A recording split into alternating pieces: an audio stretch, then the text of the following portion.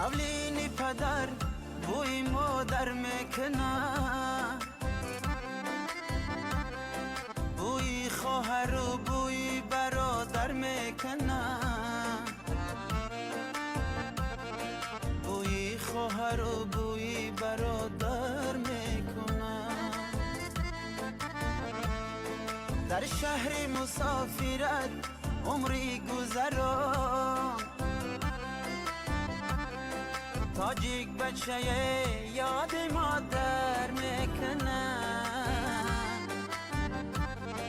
تاجیک بچه یاد مادر میکنه. در شهر مسافرت با دیده تر، تاجیک دختر یاد مادر